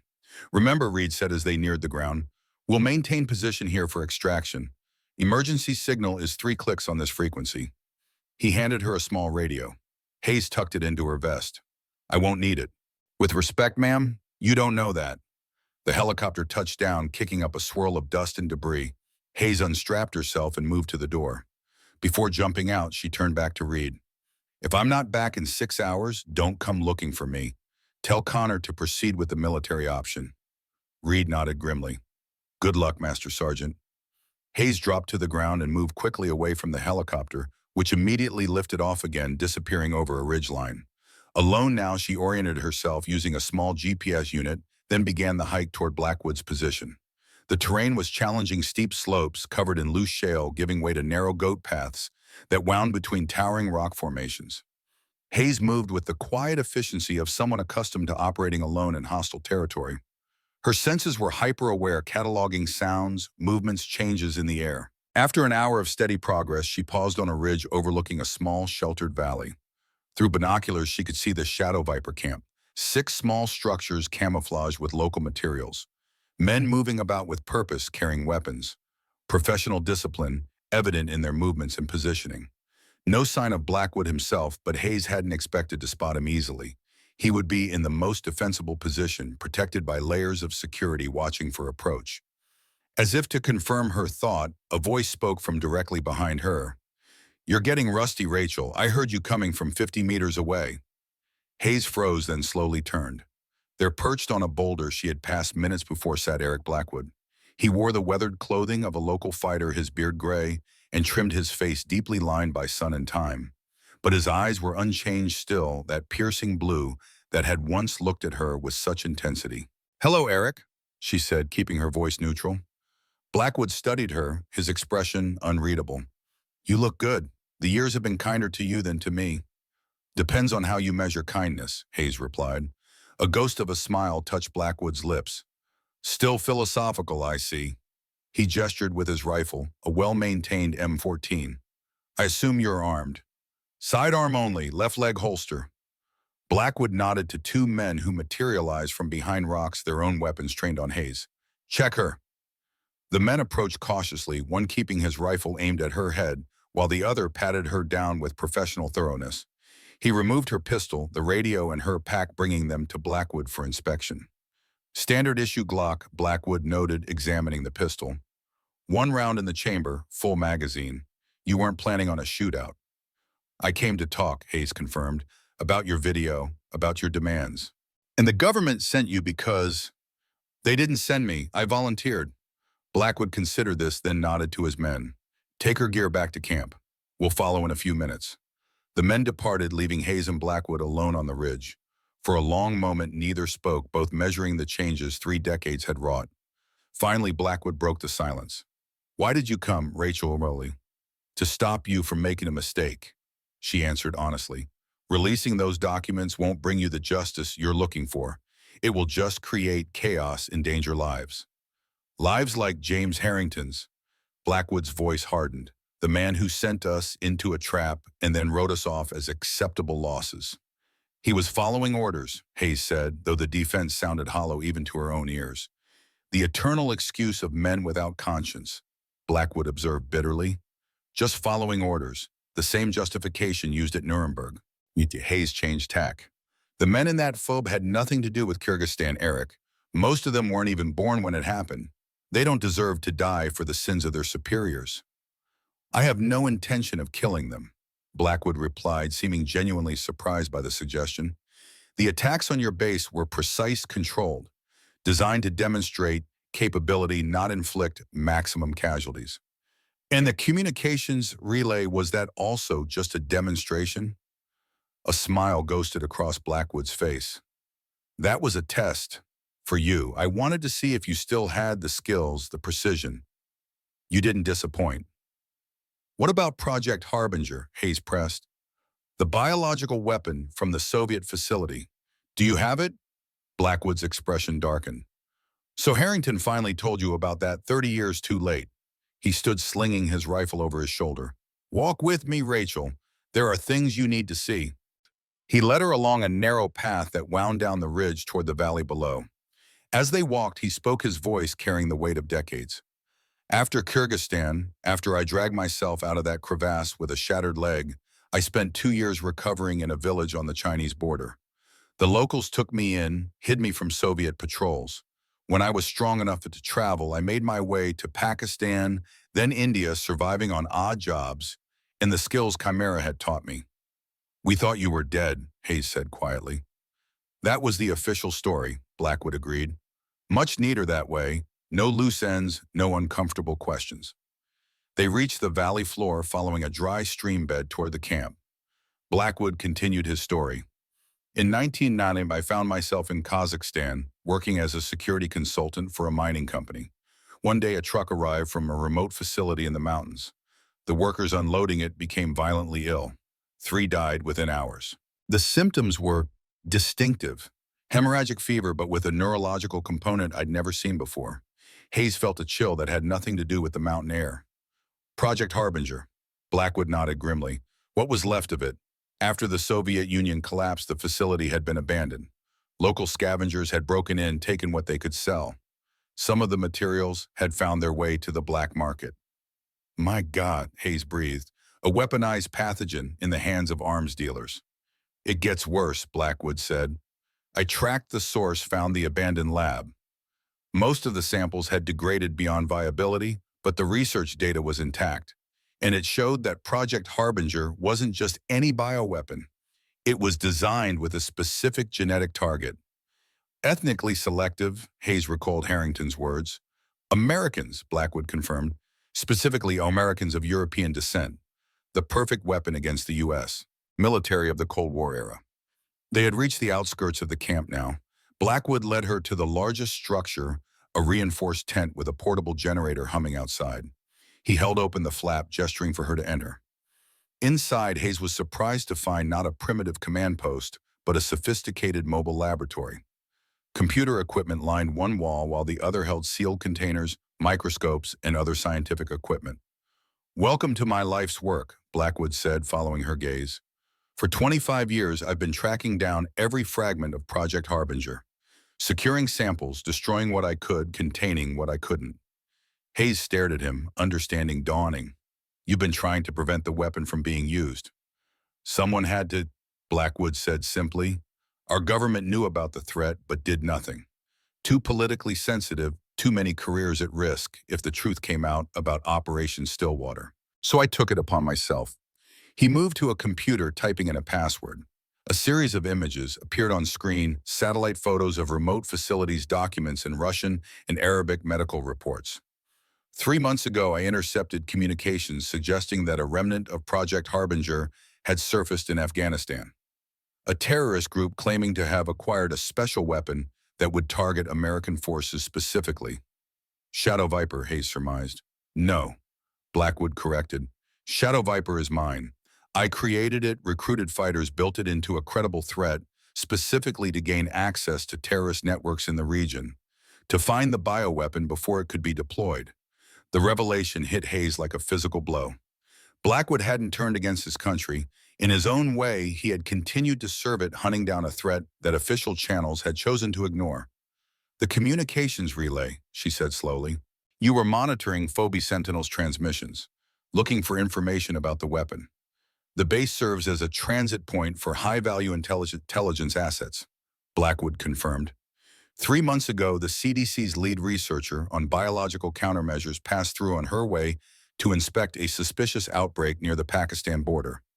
I needed to know what she found. And did you? Blackwood's expression grew grave. Enough to know that we're running out of time. The weapon is real, Rachel. It's been refined, made more virulent, and it's here in this region ready for deployment against American forces. Hayes absorbed this information, the implications sending a chill down her spine. That's what your video is about. Not just exposing Project Chimera, but forcing the government to acknowledge the Harbinger threat. Exactly, Blackwood confirmed. As long as Harbinger remains classified officially non-existent, we can't mobilize the resources needed to counter it. I had to create leverage, force their hand. By threatening to expose decades of black operations, Hayes noted, potentially endangering current operatives and missions. Calculated risk, Blackwood said without apology, weighed against the potential deaths of thousands of soldiers from a weapon they don't even know exists. Hayes paced the small laboratory, mind racing. Everything she had believed about Blackwood's motivations, his actions, had been wrong. He wasn't a bitter ex-operative seeking revenge.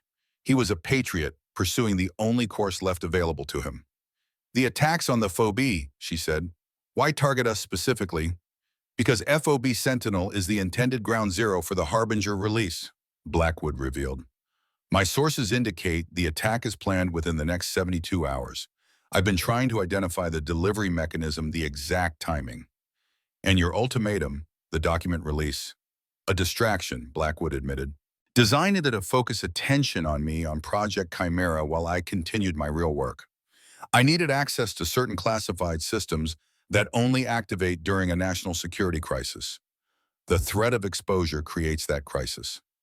Hayes stopped pacing, turning to face him. You could have come in, Eric, reported this through official channels. Blackwood's laugh was short and bitter. As a presumed dead former operative with a 30-year grudge, who would believe me? No, this was the only way to force action before it's too late. He moved closer to her, his eyes intense with conviction. I'm not the enemy, Rachel. I never was. Everything I've done has been to prevent a catastrophe, to finish the mission we started in Kyrgyzstan. Hayes studied him, seeing beyond the weathered exterior to the man she had once known. The idealist, the perfectionist, the patriot. He had changed, hardened by decades of solitary struggle, but his core remained intact. I believe you, she said finally, but the military doesn't. Right now, Connor is preparing a full-scale assault on your position. 6 hours from my departure, they move in with everything they've got. I expected as much, Blackwood said, unsurprised. It's the standard response. When diplomacy fails, send in the guns. It doesn't have to be that way, Hayes insisted. We can work together on this. Combine your intelligence with the resources of the U.S. military. Find the weapon before it's deployed. Blackwood regarded her skeptically. And why would Connor or his superiors agree to that? As far as they're concerned, I'm a terrorist threatening national security. Because I'll convince them, Hayes said with quiet determination. Because the alternative is unthinkable. For a long moment, Blackwood studied her, weighing her sincerity, her resolve.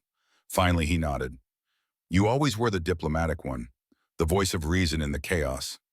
He moved to a secure case, unlocking it with a combination. Take this with you, evidence of what I've told you. Enough to convince them of the threat, but not enough to compromise my leverage. Hayes accepted the small hard drive he offered. And your ultimatum, the document release, stands for now, Blackwood decided. But I'm willing to negotiate terms given good faith efforts to address the Harbinger threat. It was a concession, however small. Hayes nodded, tucking the drive into her pocket. I should get back. Time is short. Blackwood walked her to the edge of the camp where two of his men waited with her gear. As she reclaimed her pack and radio, leaving the pistol behind as a gesture of trust, Blackwood spoke again. One more thing, Rachel. Harrington can't be trusted with this. He's too compromised, too invested in keeping the past buried. Hayes met his gaze. James has made mistakes, terrible ones, but he's trying to make amends. Some sins can't be amended, Blackwood said darkly.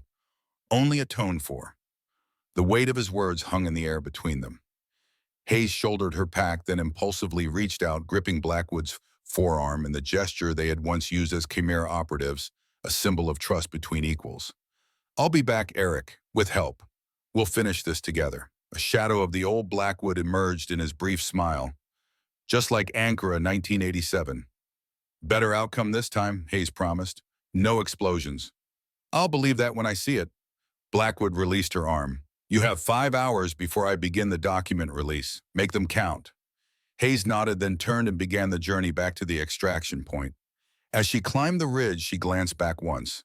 Blackwood still stood where she had left him, a solitary figure against the vast landscape watching her go. The man she had once known. The ghost who had returned. The patriot who had never stopped fighting even when his country had abandoned him. The command center of FOB Sentinel buzzed with tense activity when Hayes returned. Connor, Harrington, and Reed gathered around her as she laid out the small hard drive Blackwood had provided. You're telling me Shadow Viper was created by Blackwood as a cover for hunting down a Soviet bioweapon? Connor said, disbelief evident in his voice. And now this weapon is about to be used against us by actual terrorists. That's exactly what I'm telling you, Hayes confirmed. The evidence is all here. Intercepted communications, tissue samples, satellite imagery of suspected storage facilities. Harrington, who had been reviewing the data on a secure terminal, looked up. She's right. This matches intelligence fragments we've been getting for months. Pieces that didn't fit any known threat profile. Why didn't he just come in? Reed asked. Report this through proper channels. Would you have believed him? Hayes countered. A presumed dead former operative suddenly reappearing with a wild story about a Cold War bioweapon. He'd have been detained indefinitely, his intelligence ignored. Connor paced the room, processing the implications. Even if this is true, it doesn't change the fact that Blackwood has threatened to release classified information that could compromise national security. He's still holding us hostage. He's using the only leverage he has, Hayes argued, to force action on a threat that's been ignored for decades. A threat that could kill thousands of American soldiers if we don't stop it. So what are you proposing? Connor asked. That we just trust him, collaborate with a man who's been attacking our forces. I'm proposing we focus on the real enemy, Hayes said firmly. The group planning to deploy this weapon. Blackwood has intelligence we need. We have resources he needs. Together, we stand a chance of stopping this before it's too late. Connor exchanged glances with Harrington, who nodded slowly. It's unorthodox, but it could work. Blackwood knows this region has infiltrated the terrorist networks. Combined with our surveillance capabilities, air support. And what about his ultimatum? Connor pressed. The document, release. He's willing to negotiate, Hayes assured him, if we demonstrate good faith in addressing the Harbinger threat. Connor fell silent, weighing options, calculating risks. Finally, he reached a decision. I'll take this up the chain of command, but I'll need something concrete to convince my superiors. Some gesture from Blackwood proving his sincerity. Hayes considered this. What about the communications relay components, the technology he used to monitor our transmissions? If he handed that over, would it be enough? It would be a start, Connor acknowledged. I'll contact him, Hayes decided. Set up a meeting. But we need to move quickly. According to Blackwood, the attack is planned within the next 72 hours. As Connor moved away to make secure calls to his superiors, Harrington drew Hayes aside. You believe him, he asked quietly. After everything that's happened, you trust Blackwood. Hayes met his gaze steadily. I believe his evidence. I believe in the threat. As for trust, she hesitated. I trust that his motives are what he claims. He's trying to prevent a catastrophe just as we are. And his feelings about Kyrgyzstan, about the men who sent him to die. The question hung in the air between them. Hayes knew Harrington was really asking about himself, about forgiveness for a sin 3 decades old. Some wounds never heal completely, James, she said gently. But sometimes they can be lived with. Blackwood has found purpose in his pain, made meaning from his betrayal. That's a kind of healing. Harrington nodded slowly, a weight seeming to lift from his shoulders. And have you found healing? Hayes considered the question. For years, she had buried her Chimera past, locked away the memories of who she had been and what she had done. But now, forced to confront that history, she found not shame, but a strange reconciliation. The skills she had acquired, the woman she had become, were now serving a purpose she could believe in wholeheartedly. I'm getting there, she told him, one mission at a time. As dusk fell over the mountains, Hayes stood on the roof of the command center, satellite phone in hand. The call had been brief. Blackwood agreeing to her proposal with minimal negotiation, a meeting on neutral ground, an exchange of intelligence and technology, the beginning of an unlikely alliance against a common enemy. Reed joined her, offering a canteen of water. You really think this can work, cooperating with Shadow Viper? Not Shadow Viper, Hayes corrected. Blackwood, there's a difference. His men follow his orders. If he says work with us, they will. Still hard to believe, Reed admitted. Yesterday he was the enemy. Today he's an ally. Hayes smiled faintly. The world is rarely as black and white as we'd like it to be, Sergeant, especially in our line of work. Reed nodded, accepting the wisdom of her words. The men are talking about your shot. 217 yards, 2 hits. Some are calling it impossible. Nothing's impossible, Hayes replied. Just improbable. With enough skill, enough preparation, even the most difficult shot becomes inevitable. Would you consider staying on? Reed asked unexpectedly. After this is over, we could use someone with your skills, your experience, as an instructor if nothing else. The question caught Hayes off guard. For so long she had defined herself by what she had left behind. The operative, the weapon, the ghost. But now, standing on the precipice of a new chapter, she found herself considering possibilities she had thought forever closed. Let's get through the next 72 hours first, she said. Then we can talk about the future. As Reed departed, Harrington emerged from the stairwell, his face grave. Connor just got off the phone with Washington. They're sending a special CDC team, should be here by morning, and they've authorized limited cooperation with Blackwood under strict conditions. That's good news, Hayes observed. There's more, Harrington continued. Intelligence has identified a potential Harbinger storage site based on the data Blackwood provided, a compound 30 miles west of here, near the Pakistan border. Thermal imaging shows unusual activity consistent with preparation for transport. The weapon's on the move, Hayes translated, which means the attack timeline may have accelerated. Harrington nodded grimly. We're running out of time. Hayes gazed out at the darkening mountains where somewhere Blackwood was preparing for their meeting, perhaps their final mission together. The ghosts of Chimera 4 and 7 reunited by circumstance and a shared purpose, seeking redemption for past failures. Time's something soldiers never have enough of, she observed, but we make do with what we've got. She turned to Harrington, her expression resolute. Set up the meeting for dawn. Neutral ground, minimal personnel. Tell Blackwood I'll bring the evidence he needs to convince his sources to talk. And James, she added, her voice softening slightly, thank you for telling me the truth finally. Harrington met her gaze, years of shared history and unspoken regrets passing between them. Some truths come too late to change the past, he said quietly, but perhaps not too late to shape the future. As night fell fully over, Phobe Sentinel Hayes remained on the roof, watching the stars emerge in the vast Afghan sky. The same stars that had witnessed her past missions, her triumphs and failures, her transformation from weapon to woman and back again. Tomorrow would bring in a new mission, perhaps her most important yet. A chance to prevent a catastrophe, to save lives rather than take them. To find at last the redemption she had sought since walking away from the battlefield. The ghost shooter had returned from the shadows. Not to haunt, but to heal. Not to destroy, but to defend. And in that purpose, Hayes found a peace she had thought forever beyond her reach. 3 months later, Hayes stood at the edge of Arlington National Cemetery, watching as a small group gathered around a newly installed headstone. The marker bore no name, only the emblem of a chimera, a half lion, half eagle, and the inscription, "In service beyond recognition." It was a symbolic marker for the fallen chimera operatives, finally acknowledged after decades in shadow. The mission to intercept the Harbinger weapon had been successful, though at a heavy cost. Blackwood's intelligence had proven accurate. The weapon had been en route to FOB Sentinel, hidden in medical supply shipments. The joint operation between Shadow Viper and U.S. forces had neutralized the threat mere hours before deployment. In the firefight that followed, Blackwood had taken a bullet meant for Hayes, though he'd survived to see their mission through. "Still healing?" Harrington asked, approaching from behind his dress uniform, immaculate despite the autumn wind. Hayes nodded unconsciously, rubbing her left shoulder, where a fragment of shrapnel had left its mark. "Some wounds take longer than others." The congressional hearing on Project Chimera had concluded last week. A limited disclosure carefully negotiated. Enough truth to honor those who had served, not enough to compromise current operations. Blackwood had testified via secure video link from an undisclosed location, his testimony measured factual, devoid of the bitterness that had driven him for 30 years.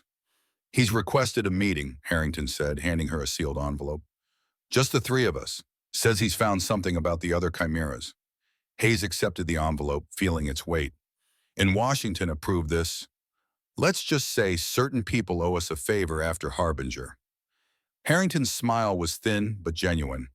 Sometimes the system works, eventually. As the small ceremony concluded, Reed approached, now wearing captain's bars. "Master Sergeant, I have a class of sniper candidates waiting at Quantico. They've heard stories about a 200-yard shot. Think you might have time to separate fact from fiction." Hayes smiled, feeling a sense of purpose she hadn't known in years. "I think I can spare an afternoon." As they walked toward the waiting vehicles, Hayes glanced back once at the memorial. The ghosts had been acknowledged, the shadows illuminated. Not all wounds healed completely, but purpose could be found in their scars. And sometimes that was enough. "Time to rejoin the living," she said, tucking Blackwood's letter into her pocket.